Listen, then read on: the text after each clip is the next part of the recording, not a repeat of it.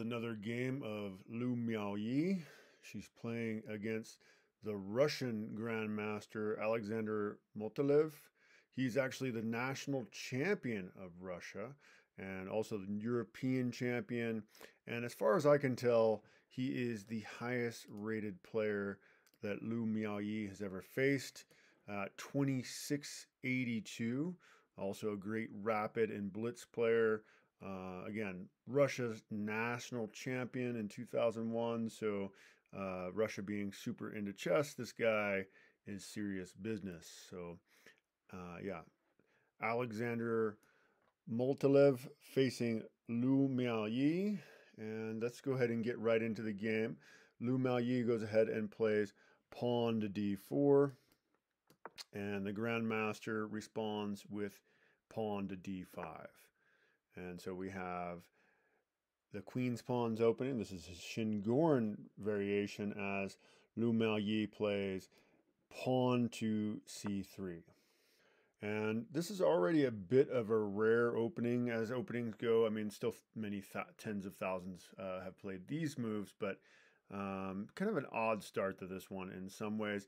Now the Grandmaster goes ahead and plays knight to f6, and Lu Miaoyi goes ahead and plays bishop to f4. Bishop to f4. Both players developing their pieces efficiently, getting them involved, attacking the center. Of course, all chess strategy revolves around trying to control these central squares, but you must also get your knights and bishops into the game efficiently. The Grandmaster, of course, goes ahead and plays the best move in the position, which is pawn to e6. And now Lu Miaoyi plays a bit of an odd move, but it's actually the best move in the position. So this is somewhat of a rare move, but the Grandmaster actually plays an excellent defense of this.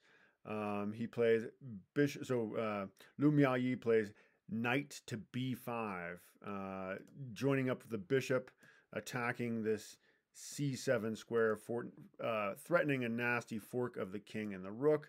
And the Grandmaster goes ahead and plays an excellent move to defend this. He actually develops a piece to a great square, checking the king. And now when Lu Miaoyi blocks, so he, bishop to b5 check is played, Lu Miaoyi now plays pawn to c3 blocking, and the bishop then comes back, and we see the point of this move. The bishop comes back to help defend this c7 pawn. So bishop to a5 played by the Grandmaster, by the Russian national champion. And now Lu Miaoyi plays pawn to e3. Kind of looking after an undefended piece. You always be wary of loose pieces, and this nicely defends, but also defends this undefended piece at the same time, giving some scope to the possibilities of that light square bishop as well. And now the Russian national champion goes ahead and castles, getting his king safe, as we almost always see in higher level play. Got to get that king safe. And now Lu Miaoyi takes this as an opportunity to go ahead and attack the king. She plays pawn to h4, ostensibly going after the castle position there. But also it seems like, well, I guess she could still castle to the queen side, but it's a little bit airy over there. Whereas Lu Miaoyi planning on castling? Not real sure. Now, the engine does recommend instead playing the standard knight to f3 here. Let's back up a second and take a look at that line. If knight to f3 was played. So if Lu Miaoyi played knight to f3 instead, we would probably expect black to go ahead and play a6, and Lu Miaoyi would go ahead and have to bring her knight back to a3. Black could play, the strongest move for black would be pawn to c6, and now white should bring their bishop to e2, and then black should bring their bishop back to c7, attacking the bishop there on f4, and white should go ahead and castle in this position, and then black could play pawn to b6. Again, this wasn't played in the position. This was just suggested by Stockfish, by the engine, and then white should go ahead and centralize their rook, and this position should be superior, should be a safer position for white, the king being castled, but that's not what Lu Miaoyi played. So let's just go ahead and go back to the actual position that was played. Pawn to h4. So pawn to h4 played by Lu Miaoyi. And now the Grandmaster goes ahead and attacks the knight with pawn to a6, as we saw in the other variation. Lu Miaoyi forced to bring her knight back to a3. And now the Grandmaster can play pawn to c5 and this is the actual game. He plays pawn to c5 and Lu Miaoyi plays d captures on c5. And the best move for the Grandmaster then is knight to c6, and that's exactly what he plays here. And Lu Miaoyi also finds the best move, developing her knight to that fantastic f3 square. And now the national champion black plays knight to e4, definitely a solid move in position. Also a good move would be just centralizing the rook, but this is great too. And Lu Miaoyi plays bishop to d3, attacking the newly placed knight. And now the Grandmaster actually makes a blunder here and plays knight captures on c5. So this is a mistake, and we'll go ahead and take a quick look at what should have been the best. The best move should have been knight captures c3 instead. So the Grandmaster instead should play knight captures c3. Knight captures c3 check. White would need to play pawn captures on c3.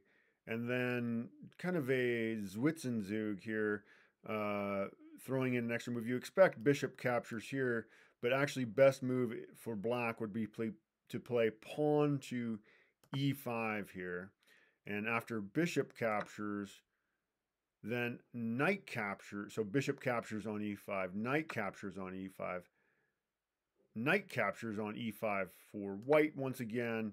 And now we play bishop captures c3 check, attacking the king. So a huge fork here, the rook and the knight all at the same time. White would be forced to move their king to f1, or well, move the king over. F1 is the best square. And now the bishop can take the knight for free, which that's 3 points versus taking the rook and then losing the bishop, which would just be a 2-point advantage. And you know, black is better here. Black is up a bit of material, and this would be a better position than the one that Lu Miaoyi ends up with. But we'll go back to that original position now. So yeah, so this is a blunder as far as Stockfish is concerned. This is not the best move. As we saw, should have captured here on c3, but not what happened on the board. So we will just continue with the actual game. Now Lu Miaoyi finds the brilliant move, bishop captures on h7 check, and king captures back, king captures h7, and now we have knight to g5 check.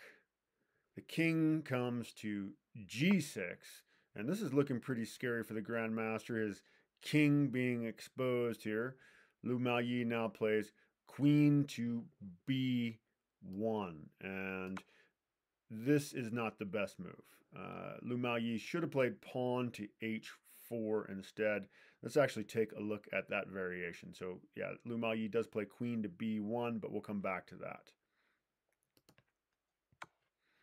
What would happen if instead, so yeah, if Lu Miaoyi would have played instead pawn to h4, then she could actually just win the exchange here. So this is really the only reason this was the better move. So you'd have pawn to h4, king forced to f6, and now knight to h7 check, just simply winning the exchange. After king e7, knight captures the rook, and you're trading a 3-point piece for a 5-point piece. So it's just simply winning in that respect. So that's why that would have been a better move rather than what Lu Miaoyi played. But let's go back to what Lu Miaoyi played in the game. Lu Miaoyi played queen to b1 check, and this does fail to take advantage of possibilities. So a blunder on Lu Miaoyi's behalf, and now the Grandmaster just simply blocks with pawn to f5. Taking the queen out of the situation, and now Lu Miaoyi does play pawn to h5 check, the king forced over to f6, and now Lu Miaoyi actually can play that same variation and does. She does play knight to, well, it's obviously a different variation now that the queen can't get into the position, but she does play knight to h7 check now. The Grandmaster moves his king to f7, and now Lu Miaoyi does in fact capture the rook. And the Grandmaster, so we have knight captures on f8 and then queen captures on f8. And now Lu Miaoyi advances her pawn. She plays pawn to h6. This is the best move in the position. The Grandmaster plays pawn to e5. This is also the best move in the position, attacking the bishop. And Lu Miaoyi just goes ahead and advances her pawn to h7. This is the best move in the position, saying, hey, you want to go ahead and take that? That's fine. I'll grab a queen and we can trade my extra queen off. Grandmaster, of course, needs to block, so he plays queen to h8. And now Lu Miaoyi needs to save her bishop. She plays bishop to g3 here, bishop to g3, although it might have been a good idea to go ahead and play pawn to b4 here and just win the exchange, or excuse me, win the exchange. A nice fork, a nice pawn fork there, attacking their dark squared bishop. But that's not what she plays. She moves her bishop back, and we'll just continue with what happened on the board. Now, the Russian national champion plays knight to e4, a nice square for that knight, now attacking the bishop as well. So you can't chase him off or you'll lose your defender of the bishop. I mean, if you're thinking about playing something like pawn to f3. So now Lu Miaoyi moves her queen to d1. Definitely a good way to go, although it would have been as good to go maybe to d3, maybe better. And the Grandmaster finally develops his light squared bishop to e6. And Lu Miaoyi moves her knight back to c2. So knight to c2. And now the Russian national champion plays pawn to g6 here. Pawn to g6. And that is the best move in the position.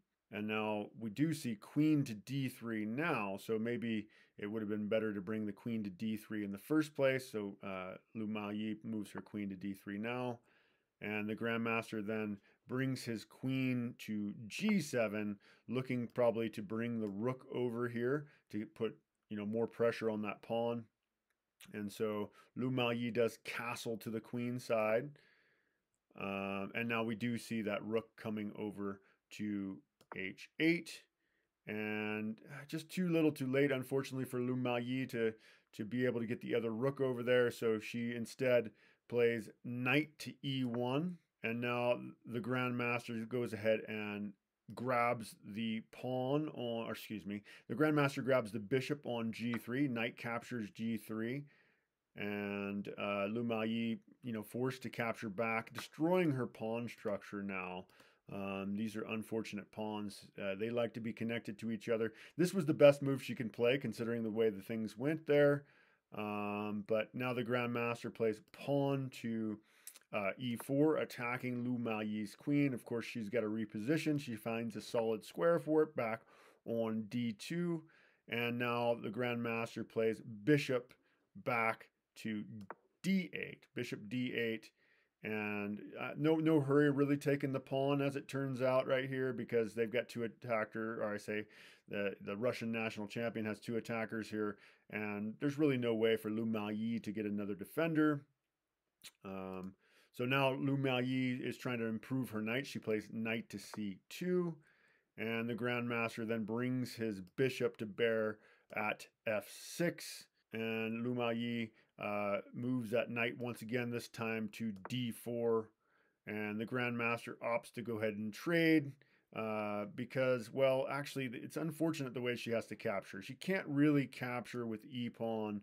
She really needs to capture back with, so the Grandmaster captures on d4. Lu Maoyi plays pawn captures, c captures on d4 because, yeah, the pawn structure would be too deadly if she would have captured the other direction. Grandmaster goes ahead and grabs that hopeful h7 pawn, almost to queen. So close, so close. And now Lu Maoyi gets her king to safety. So we had rook captures on h7, now king to b1. And now the Grandmaster moves his bishop back, his light squared bishop back to d7.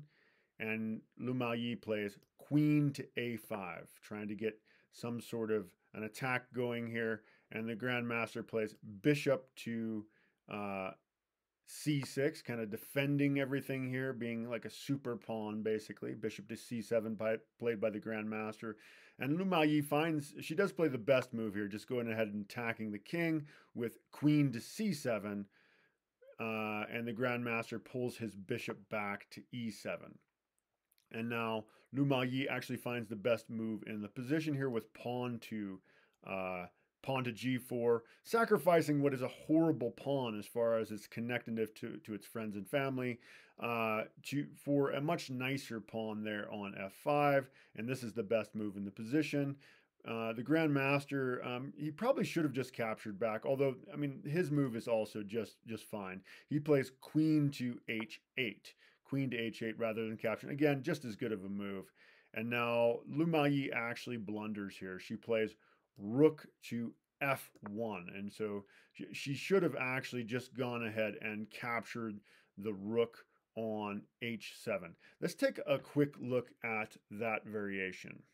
Yeah, so instead of the move that Lu Maoyi played, she should have played, according to Stockfish, rook captures on h7. So rook captures on h7, queen captures on h7. Now pawn captures on f5. Pawn captures back on f5 for black. And this position, according to Stockfish, would be preferable to the one that Lu Maoyi ends up facing on the board. And we will go back to that move now. So Lu Maoyi actually plays rook to f1, trying to maybe add pressure and pinning the king here. But the Grandmaster finds the strongest move in the position, just challenging the queen. He is up 1 point here. He's got an extra pawn. So, well, actually, no, well, he's up a point. Lu Maoyi got his rook, but he's got 4 pieces. He's got all 4 minor pieces plus 2 pawns. Lu Maoyi just has 3 pieces. She's taken 2 of his knights, the rook, and 2 pawns. So the Grandmaster is up by a point. So queen trade should be better for him. Lu Maoyi doesn't want to trade here, so she plays queen back to g3. This is the best move for white. And now the Grandmaster finds the best move as well, plays bishop to d6, attacking the queen once again, forcing Lu Maoyi to move her queen back to f2. And now the Grandmaster plays queen to h4. And Lu Maoyi just goes ahead and she actually plays the best move in the position. G takes on f5. And now the Grandmaster plays queen takes queen. So queen captures on f2. We have pawn captures g6 on check, so with check. So kind of an intermezzo or an intermediate move. Definitely the strongest move to play. Checking the king now and forcing the Grandmaster to capture back with his king or lose his rook. And now she goes ahead and captures the queen on f2. Definitely the best way to play that. But now the Grandmaster plays, so rook captures f2, and then black plays bishop to b5, and Lu Maoyi plays pawn to g4. So we're into an endgame here, 2 rooks versus 2 bishops and a rook. And what is it? Looks like Lu Maoyi actually has an extra pawn as well. So we have pawn to g4 by Lu Maoyi.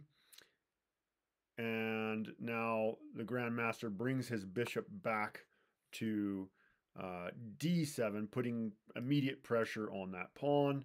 and so Lu Miaoyi needs to defend, so she plays rook to g1, and now the Grandmaster finds the strongest move in the position, going after the e3 pawn with rook to h3, and Lu Miaoyi, instead of defending the pawn, she plays rook g to f1, so doubling her rooks on the f file, and the Grandmaster plays bishop to e7, and now Lu Miaoyi plays rook to rook to c1, looking to maybe skewer these bishops here, and the Grandmaster will have none of that. He finds the best move in the position, bishop to g5, attacking that pawn, so countering a threat with another threat, so saving himself, and then creating pressure for Lu Miaoyi. Lu Miaoyi opts to play rook to f8, although rook to c7 also would have been a great move in the position. Either move is really just as good. And now the Grandmaster goes ahead and grabs the pawn, so getting his 1 point advantage back once again. So bishop captures on e3, and now Lu Miaoyi plays rook c to f1, so doubling the rooks once again on the f file. But the Grandmaster goes ahead and just captures the d pawn now. So now he's up 2 pawns. And Lu Miaoyi plays rook to g8 check. This is the best move in the position. But the Grandmaster also finds the best move in the position, bishop to g7. And now we have pawn to g5 by Lu Miaoyi. Can't really capture that pawn, or you lose your bishop. So the bishop, or the king, is busy defending the bishop. And now Lu Miaoyi, the Russian champion plays bishop to b5, attacking the rook there on f1. So Lu Miaoyi has to reposition, and she opts to go to c1. She plays rook c1. Equally, maybe rook to d1, attacking the pawn would have been good. But yeah, this move is fine. And now the Grandmaster plays bishop to d3 check, kind of driving the king out of the position. So we're in an endgame situation, although Lu Miaoyi having 2 rooks, this is a bit dangerous for kings to be running around too much. But as you get into the endgame, you want to activate your king, and this is shoving Lu Miaoyi's king way out of the game. So if there's some trades, he's going to be way out of the action, which could be a problem. Now the Grandmaster plays rook to h2, clearly the best move in the position. This is at least announced by Stockfish. And now Lu Miaoyi finds the best move for herself. She plays pawn to a4. And you can already see, perhaps you can tell, that Lu Miaoyi, her position is not great. The evaluation bar is saying that black is totally winning here. So anyway, the Grandmaster finds the strongest move in the position. Once again, he plays king to h7, attacking Lu Miaoyi's rook. She finds the strongest move in the position, rook c to to c8, doubling her rooks on the 8th rank now, and the Grandmaster just goes ahead and pushes his pawn. And it is in this position on move 52 that Lu Miaoyi actually resigns the game. So the Russian champion does beat Lu Miaoyi. There's not a lot that can be done here. How is she going to stop these connected pass pawns? There's no clear, path to victory here. It's just the fact that the Grandmaster has a huge advantage. These, again, connected pass pawns, those are extremely powerful. And with a couple of bishops and a rook to help defend them and escort them down the board, White just doesn't have enough firepower. Lu Miaoyi does not have enough firepower to beat this national champion, the Russian national champion and Grandmaster, highest rated player that Lu Miaoyi has ever faced, does beat her in this game. So yeah, we all lose games, and that part of getting better at chess is embracing these lost games, digging into them and trying to figure out what we did right, what we did wrong, and hopefully we can remember those lessons and bring them into the next game. And yeah, play a better game in the future. Anyway, please like and subscribe. I will be sharing more of Lou Miaoyi's games. I will be doing other game reviews. Let me know if there's anybody's games I should be looking into. Maybe Hans Moke Niemann, you know, the most scandalous chess player, you know, the American. But yeah, I will be covering Ding Liren's games and Jan Nepomniachtchi, as they are the up-and-coming world champions. And I do tactics and other aspects of the game. So if that's the kind of stuff you're into, please like and subscribe. Thank you for joining me. Take care. Bye-bye.